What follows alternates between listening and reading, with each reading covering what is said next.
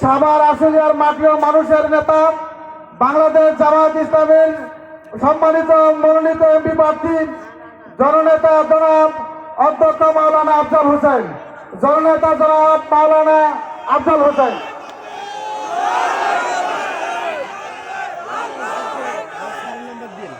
হ্যাঁ, ঠিক আছে।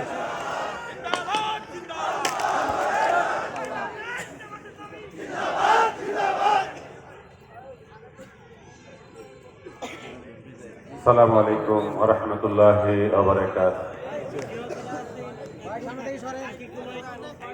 আলহামদুলিল্লাহি রাব্বিল আলামিন, ওয়াসসালাতু ওয়াসসালামু আলা সাইয়্যিদিল মুরসালিন ওয়া আলা আলিহি ওয়া সাহবিহি আজমাইন।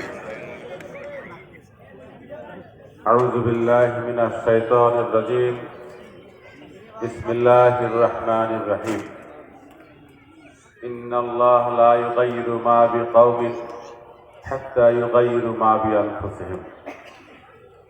বাংলাদেশ জামায়াত ইসলামী সাভার পৌরসভার ৭, ৮ এবং ৯ নং ওয়ার্ড কর্তৃক আয়োজিত আজকের এই নির্বাচনী জনসভার সম্মানিত সভাপতি, বাংলাদেশ জামায়াত ইসলামী সাভার পৌরসভার সম্মানিত আমির, বাংলাদেশ জামায়াত ইসলামী মনোনীত সাভার পৌরসভার ১ নং ওয়ার্ডের কাউন্সিলর প্রার্থী জনাব আজিজুর রহমান, আমাদের এই নির্বাচনী জনসভায় প্রধান অতিথি হিসেবে উপস্থিত আছেন বাংলাদেশ জামায়াত ইসলামী ঢাকা জেলার সংগ্রামী আমির, বাংলাদেশ জামায়াত ইসলামী কেন্দ্রীয় মজলিসুরার নবনির্বাচিত সদস্য, বিশিষ্ট আলেম দ্বীন জনাব হযরত মাওলানা দিলওয়ার হুসাইন, আমাদের মাঝে উপস্থিত আছেন বাংলাদেশ জামায়াত ইসলামী ঢাকা জেলার আইন বিষয়ক সেক্রেটারি, সাভার এবং আশুলিয়ার কৃতি সন্তান, বিজ্ঞ আইনজীবী, ঢাকা ১৯ সংসদীয় আসনের আসন পরিচালক অ্যাডভোকেট শহীদুল ইসলাম, আমাদের মাঝে উপস্থিত আছেন বাংলাদেশ জামায়াত ইসলামী ঢাকা জেলার রাজনৈতিক সেক্রেটারি, বাংলাদেশ জামায়াত ইসলামী মনোনীত সাভার পৌরসভার মেয়র প্রার্থী, সাবেক সফল কাউন্সিলর জনাব হাসান মাহবুব মাস্টার। মঞ্চে উপবিষ্ট আছেন বাংলাদেশ জামায়াত ইসলামী ঢাকা জেলার সাংস্কৃতিক বিষয়ক সেক্রেটারি, বাংলাদেশ ইসলামী ছাত্র শিবির ঢাকা জেলা উত্তরের সাবেক সভাপতি জনাব লুৎফর রহমান মোল্লা। উপস্থিত আছেন বাংলাদেশ শ্রমিক কল্যাণ ফেডারেশন ঢাকা জেলার সম্মানিত সভাপতি, বাংলাদেশ ইসলামী ছাত্র শিবির ঢাকা জেলা উত্তরের সাবেক সভাপতি, বাংলাদেশ জামায়াত ইসলামী কর্তৃক মনোনীত পাথালে ইউনিয়নের চেয়ারম্যান প্রার্থী জনাব হারুনুর রশিদ। উপস্থিত আছেন বাংলাদেশ জামায়াত ইসলামীর ঢাকা জেলার পেশাজীবী থানার সম্মানিত আমির জনাব আসাদুজ্জামান জিম। উপস্থিত আছেন উলামা বিভাগের সম্মানিত দায়িত্বশীলবৃন্দ, শ্রমিক কল্যাণের দায়িত্বশীলবৃন্দ, ছাত্র শিবিরের দায়িত্বশীলবৃন্দ, উপনেকেরাম, উপস্থিত সম্মানিত সুধীমণ্ডলী এবং মাইকের আওয়াজ যত দূর যাচ্ছে আমার মা এবং বোনেরা, আল্লাহ তাআলার শুকরিয়া আদায় করছি যে মহান রব্বুল আলামিন আমাদেরকে অত্যন্ত সুন্দর একটি পরিবেশ দান করেছেন, যার মাধ্যমে আমরা দীর্ঘ 16টি বছর পর সাভারের গুরুত্বপূর্ণ জায়গায় সুন্দর সমাবেশ করার সুযোগ করে দিয়েছেন। সেই মহান রব্বুল আলামিনের শুকরিয়া আদায় করছি, আলহামদুলিল্লাহ। আল্লাহ তাআলার কাছে তাদের জন্য উত্তম জাযা কামনা করছি যারা 24-এর ছাত্র আন্দোলনে জীবন দিয়েছে, চোখ দিয়েছে, হাত দিয়েছে, পা দিয়ে যারা ফ্যাসিস্ট সরকারকে বিদায় করে এই বাংলাদেশের আলেম ওলামাদেরকে, বিরোধী দলকে, সাধারণ মানুষকে কথা বলার সুযোগ করে দিচ্ছেন, তাদের জন্য আল্লাহর কাছে উত্তম পরিধান দান করুক সেই দোয়া করছি।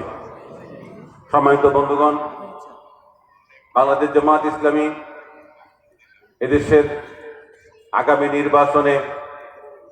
নির্বাচনের জন্য যে প্রস্তুতি গ্রহণ করছে, নির্বাচনের জন্য যে কর্মসূচি ঘোষণা করেছে, ঢাকা 19, সাভার এবং আশুলিয়ায় আমরা যেভাবে গণজোয়ার দেখতেছি, রিস্কওয়ালা থেকে শুরু করে ঠেলাওয়ালা, চার দোকান থেকে শুরু করে রাস্তাঘাটে সর্বত্রই জামাত ইসলামীর দাঁড়িপাল্লার জয় জয়কার। জামাত ইসলামী আজকে এদেশে নতুন কোনো দল নয়, নতুন কোনো সংগঠন নয়। আমাদের সামনে যারা উপস্থিত আছেন স্টেজে, আপনারা যারা আছেন, আমরা কেউ এই দেশের নতুন কোনো মানুষ নই। আমরা এই এলাকারই মানুষ। আমরা এই এলাকায় দীর্ঘদিন যাবৎ জামাতের কার্যক্রম পরিচালনা করে আসছি।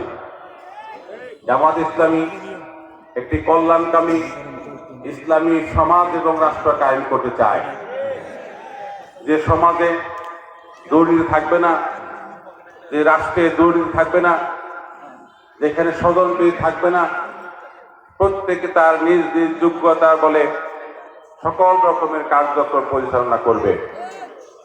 আজকে আমরা দেখেছি বিগত সময়ে যারা দেশ পরিচালনা করেছেন, তারা এই প্রশাসনকে দলীয়করণের মাধ্যমে প্রশাসনকে ধ্বংসের ধার প্রান্তে পরিণত করেছিল। সারা বাংলাদেশে একটি জেলখানায় পরিণত করেছিল। আমরা দেখেছি এদেশের আলেম ওলামাদেরকে নির্যাতনের মাধ্যমে তাদেরকে বছরের পর বছরে জেলখানায় আবদ্ধ রেখেছিল। আয়না ঘরের মতন নির্যাতনের সেল নির্মাণ করে বিরোধী শক্তির জবানকে স্তব্ধ করে দেওয়ার চেষ্টা করেছিল। ইতিহাস সাক্ষী, তারা সেখানে সফলতা সাময়িকভাবে হইলেও যারা এই দুর্নীতির সাথে, যারা এই অপকর্মের সাথে জড়িত ছিল, এদেশের মানুষদেরকে যারা নির্যাতন করেছিল, সময়ের ব্যবধানে তারা আজকে দেশ থেকে পালিয়ে যেতে বাধ্য হয়েছে।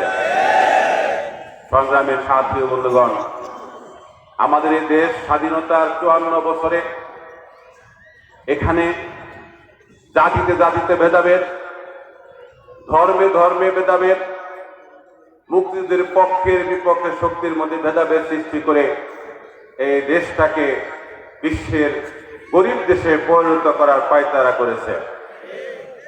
স্বাধীনতার পরে দেখেছি মুক্তিযুদ্ধের পক্ষের শক্তি, মুক্তিযুদ্ধের বিপক্ষের শক্তি ধোয়া তুলে এই জাতিকে দুই ভাগে বিভক্ত করে রাখা হয়েছিল। নারীর অধিকার নামে নারীকে শুধু ভোগের পণ্যে পরিণত করেছিল। নারীর ইনসাফ সাথে তাদের ন্যায় অধিকার থেকে তাদেরকে বঞ্চিত করে রাখা হয়েছিল। অমুসলিমদেরকে সংখ্যালঘু বলে তাদেরকে নির্যাতন করা হয়েছে। তাদের বাড়িঘর, তাদের ব্যবসা প্রতিষ্ঠান, তাদের সকল রকমের জায়গায় হস্তক্ষেপ করা হয়েছে। জামাত ইসলামী যদি ঢাকা 19 আসনে আপনাদের দোয়ায়, আল্লাহর সহযোগিতায় বিজয়ী হতে পারি, ইনশাআল্লাহ অমুসলিমদের অধিকার নিশ্চিত করা হবে। তাদের ভোটের অধিকার, তাদের ব্যবসার অধিকার, তাদের চলাফেরার অধিকার, তাদের ধর্মীয় অধিকার, সব কিছুকে নিশ্চিত করা হবে ইনশাআল্লাহ। তারা ওই বাংলাদেশের উন্নয়নের জন্য কাজ করবে, মুসলমানরা বাংলাদেশের উন্নয়নের জন্য কাজ করবে। এরকম কি নতুন বাংলাদেশ গড়ার জন্য আমরা স্বপ্ন দেখছি। সম্মানিত ভাই এবং বন্ধুগণ, আমাদের এই দেশ, আমাদের এই সাভার আশুলিয়া আজকে মাদকের আখড়ায় পরিণত হয়েছে। রাতের বেলা অস্ত্রের ঝঞ্ঝনাতে আমাদের ঘুম ভাঙে। সন্ত্রাসীদের কার্যক্রমের মাধ্যমে আমরা আজকে দিশাহারা হয়ে যাচ্ছি। আজকে যারা মাদকের বিরুদ্ধে কথা বলে, দিনের বেলা মাদকের বিরুদ্ধে মঞ্চে কথা বলে, রাতের বেলা তারা মাদকের সাথে ব্যবসায় জড়িত হয়। আমরা জেলখানায় দেখেছি যারা মাদকের সাথে গ্রেপ্তার হয় তারা সমাজের সবচেয়ে নিরীহ মানুষ। তারা শুধু মাদক গ্রহণ করে। যারা মাদকের ব্যবসা করে, যারা মাদককে বিক্রি করে, যারা মাদক আমদানি করে, দূর থেকে নিয়ে আসে, তারা কেউই ধরা ছোঁয়ার মধ্যে পড়ে না। সম্মানিত ভাইরা, উনি শাসনে বিজয়ী হতে পারলে আমাদের এই যুব সমাজকে যে মাদক ধ্বংস করছে, ইনশাল্লাহ মাদকের ব্যাপারে জিরো টলারেন্সের ভূমিকা রাখবো। আজকে 5 ডিসিম জমি কিনে বাড়ি করতে যাবে, সিমেন্ট আনতে হবে আরেকজনকে দিয়ে, মাটি আনতে হবে আরেকজনকে দিয়ে, রড আনতে হবে আরেকজনকে দিয়ে। নিজের টাকায় জমি কিনেছেন, নিজের টাকায় বাড়ি করতে পারবেন না চাঁদা না দিলে। এরকম অপস কালচার আমরা বন্ধ করবো ইনশাআল্লাহ। বিজয় হতে পারলে ইনশাআল্লাহ চাঁদাবাজ মুক্ত একটি ঢাকা অনুশাসন করব। সম্মানিত ভাই বন্ধুগণ, শ্রমিক অধ্যুষিত এলাকা, শ্রমিকদের যাতায়াতে নির্বিঘ্নতা করা হবে। মা বোনদের জন্য নিরাপচ্ছিন্ন চিকিৎসা ব্যবস্থা করা হবে। গর্ভবতী মহিলাদের জন্য সুচিকিৎসার জন্য হসপিটাল নির্মাণ করে এবং সাভার উপজেলার হসপিটালকে আরো আধুনিকায়ন করা হবে ইনশাআল্লাহ। আজকে আসুন আগামী দিনের নির্বাচনে জামায়াত ইসলামীর প্রার্থীকে বিজয় করে সাভার এবং আশুলিয়াকে একটি গ্রিন সাভার, একটি ক্লিন সাভার উপহার দেব ইনশাআল্লাহ, যেখানে ময়লা থাকবে না। সাভারকে যারা ময়লার স্তূপে পরিণত করেছে, সাভারকে যারা দূষিত করছে, সেই সমস্ত বিষয়গুলোকে সমূলে বন্ধ করা হবে ইনশাআল্লাহ। যানজট মুক্তকে সাভার করার জন্য রাস্তাঘাটে দোকানপাট যারা ব্যবসা করে, তারা আমার সমাজের গরিব মানুষ, তাদের জন্য উত্তম জায়গায় ব্যবস্থা করা হবে ইনশাআল্লাহ। রাস্তাঘাটকে যানজট মুক্ত করা হবে। যে সমস্ত রাস্তায়, চিকন রাস্তায় জ্যামের সৃষ্টি হয়, রাস্তাকে প্রশস্ত করে ঢাকা অনুশাসনকে একটি সুন্দর অনুশাসনে পরিণত করব।